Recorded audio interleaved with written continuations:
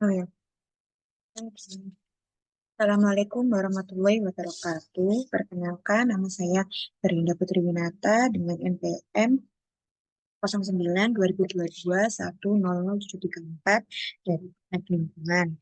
Di sini saya akan mempresentasikan tentang alat pemadaman api ringan atau biasa disebut. Sebelum memasuki presentasi, di sini ada beberapa materi yang akan saya sampaikan pada kesempatan kali ini, yaitu yang pertama tentang definisi ATAR, yang kedua ada fungsi ATAR, yang ketiga jenis atau tipe kebakaran, yang keempat teknik atau sistem pemadaman, yang kelima macam-macam ATAR, terus yang terakhir atau yang keenam cara mengoperasikan ATAR. Yang pertama definisi ATAR. Itu apa sih? ATAR itu singkatan dari alat pemadam api ringan, adalah sebuah alat pemadam kebakaran portable yang berisi bahan kimia atau gas yang digunakan untuk memadamkan api skala kecil. ATAR atau alat pemadam api ringan merupakan alat yang wajib ada di setiap tempat, baik itu seperti kantor, rumah sakit, kampus, dan lainnya. Yang seperti yang dapat kita ketahui bahwa kebakaran itu dapat terjadi kapan saja dan di mana saja. Kemudian faktor penyebab kebakaran itu juga dapat disebabkan oleh beberapa faktor, oleh korsleting listrik, ketegangan manusia, maupun karena terdapat bahan kimia yang mudah meledak. Keuntungan ATAR itu apa aja sih? Dapat tiga. Yang pertama yaitu portable, menyelamatkan. Yang kedua dapat menyelamatkan nyawa manusia. Yang ketiga mengurangi kerugian materi. Keterbatasan ATAR atau kerugiannya itu yang pertama kapasitasnya terbatas. Terus yang kedua jarak semprotnya juga terbatas. Terus yang terakhir durasi lama semprotnya terbatas. Kedua, fungsi fungsi dari APAT. Fungsi utama APAT ini adalah untuk memadamkan api pada kebakaran awal sebelum api membesar dan sulit dikendalikan. Selain itu, pemadam api portable ini juga dirancang untuk memadamkan api pada jenis kebakaran tertentu yang berlaku di Indonesia. Nah, yang ketiga, jenis atau tipe kebakaran. Jenis atau tipe kebakaran yang ada di Indonesia itu terdapat ada empat.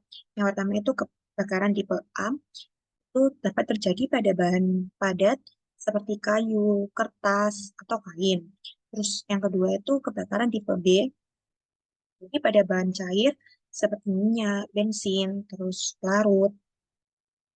Terus yang ketiga kebakaran tipe C, jadi pada bahan gas seperti LPG atau liujited petroleum gas atau bahan kimia yang mudah terbakar.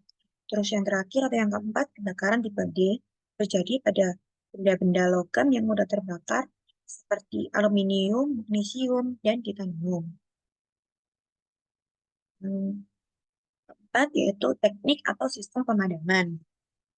Nah, pemadaman ini ada beberapa cara yang ada beberapa. Yang pertama yaitu smothering atau menutupi atau menyelimuti. Eh, Artinya itu memutuskan hubungan udara luar dengan fluida yang terbakar agar perbandingan udara berkurang. Contohnya itu pertama menutupi dengan menggunakan karung basah. Yang kedua menutupi dengan menggunakan pasir, lumpur, atau tanah. Yang ketiga pemadaman dengan menggunakan air jenis foam atau busa. Cooling atau pendinginan menurunkan panas badan menurunkan panas benda sampai mencapai suhu di bawah titik 5 atau flash point. Contohnya yang pertama disiram dengan air, ditimbun dengan pohon yang mengandung air, yang ketiga dipadamkan dengan apar jenis CO2. Starvation, mengurangi atau mengambil bahan yang terbakar atau menutup cairan atau gas yang terbakar. Contohnya memisahkan benda yang terbakar. Terus yang kedua, menjauhkan benda yang belum terbakar. Yang ketiga, menutup keran instalasi minyak atau gas yang terbakar. Memutuskan rantai reaksi pembakaran. Itu pemadam menggunakan apar atau alat pemadam api ringan. Terus ada emulsification, pemadam kebakaran plastik dengan air. Pelarutan itu bisa digunakan pemadam kebakaran alkohol dengan menggunakan air. Kategori pemadaman itu ada dua. Yang pertama, pemadaman tradisional dan pemadaman modern. Pemadaman tradisional itu menggunakan media yang tersedia langsung dari alam, contohnya menggunakan daun pisang, karung yang dibasahi air, menggunakan pasir atau tanah. Kalau pemadaman modern itu menggunakan media atau alat yang dibuat khusus untuk penanganan kebakaran. Contohnya menggunakan apa? Hidran, mobil unit, sprinkle yang dibantu oleh fire detector dan alarm. Kelebihan dan kekurangan pemadam tradisional itu ada beberapa macam. Yang pertama yaitu harus mencari media pemadaman terlebih dahulu. Yang pertama, yang kedua itu harus dekat dengan sumber air. Terus yang ketiga itu lebih murah harganya. Yang keempat, ramah lingkungan. Yang kelima tidak bisa untuk kita digunakan untuk kebakaran besar.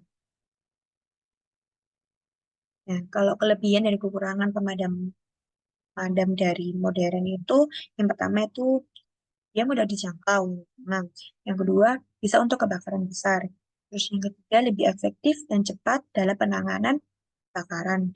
Yang keempat dapat mempengaruhi kesehatan karena asapnya itu dapat menimbulkan mempengaruhi pergangguan paru-paru. Terus yang kelima, biaya peralatan alat itu lebih mahal. Yang keenam, investasi untuk peralatan. Yang kelima itu ada macam-macam apar. Yang pertama itu ada apart foam. Media busa yang dimiliki apart ini memiliki sifat yang mudah menyebar dan menempel pada permukaan benda yang terbakar.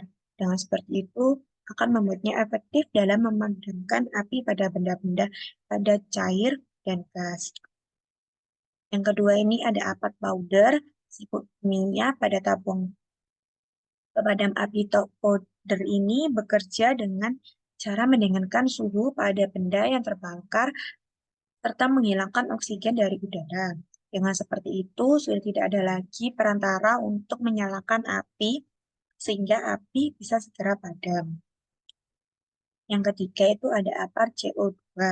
Cara kerja dari apar CO2 ini yaitu dengan mengeluarkan gas karbon dioksida bertujuan untuk mengurangi kadar oksigen di area tersebut.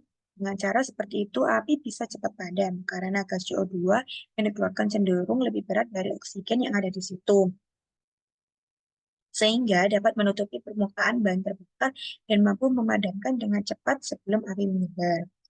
Yang keempat, apar water. Apar water ini tuh eh, sering digunakan karena dia tuh yang paling ekonomis dan cocok untuk memadamkan api dikarenakan oleh bahan-bahan padat nol alkohol seperti kertas, kain, karet, plastik, dan lain sebagainya. Tetapi akan sangat berbahaya jika dia langsung terpapar dengan kebakaran yang dikarenakan adanya instalasi listrik yang bertegangan tinggi, kebakaran kelas C. Yang keenam itu bagaimana cara mengoperasikan apart. Cara menggunakan apart itu ada namanya itu yaitu TATA atau TATA. Yang pertama T, tarik pin pengaman safety apart. Yang kedua, A, arahkan nozzle atau pangkal selang ke sumber api area kendaraan. T, tekan pemicu untuk menyemprotkan.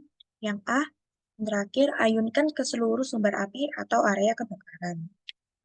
Yang harus diperhatikan pada saat pemadaman api. Yang pertama itu posisi pemadam harus membelakangi arah datangnya angin. Yang kedua, menggunakan alat pelindung diri atau APD.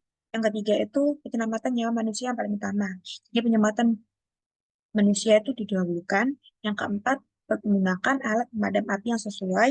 Yang kelima, informasikan keadaan darurat secepatnya kepada petugas pemadaman kebakaran daerah atau wilayah.